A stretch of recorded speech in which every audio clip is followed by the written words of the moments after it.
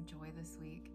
I definitely am doing better than I was earlier this week. Still having moments of anxiety regarding the state of the nation and all the awful things that are happening, but really just trying to spend time in nature and do the things that make life feel wholesome and hopeful. You know, spending time painting, listening to calming music, spending time with my family, eating good food, and just trying to keep a routine. Things like this are really helpful to me.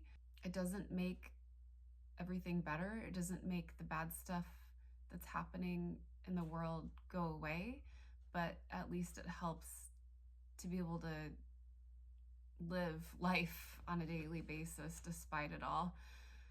Because we have to still go to work. We still have to show up and be there for our families and find meaning in life. And I have a hard time setting aside strong emotions when things don't feel right.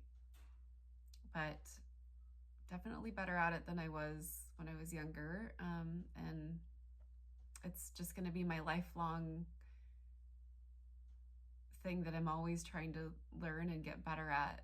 So going to be 47 in just a few weeks here, and it's never too late to learn. It's never too late to continue to figure out who you are and set boundaries for yourself for things that you know are not beneficial, for things that are not going to add value to your life, for things that you know that are just too much for you.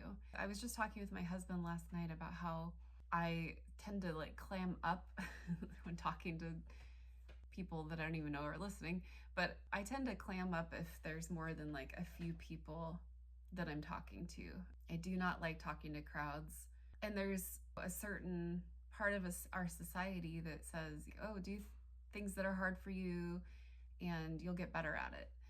But I may never get better at talking to the camera or talking to groups of people, and that's okay. I'm trying this thing and I'll see if I like it. I'll see if I get better at it. But as far as talking to groups of people, not my thing, and that's okay. I've set that boundary that is not something that I have to do. It's not something that brings value to my life.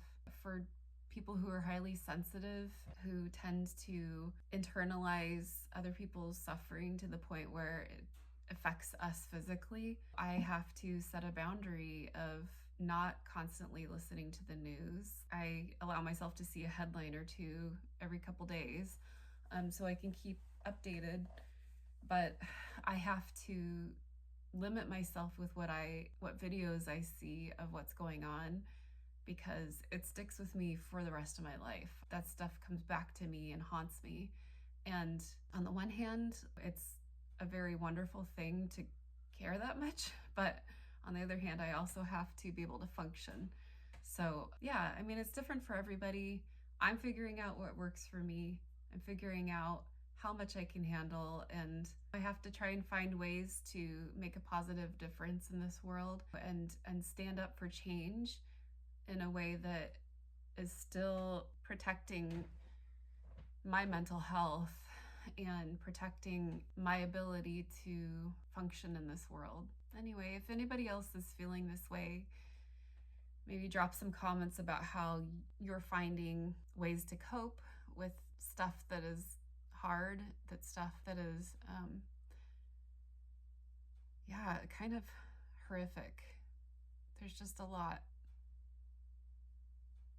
There's always a lot. There's always going to be pain in this world. There's always going to be hard times, but there's always going to be good times too. That's part of life, the ups and the downs. But definitely right now, there's a lot of darkness in the world, and I'm just trying to find my way to remembering the good times, remembering the positives, and trying to keep my chin up.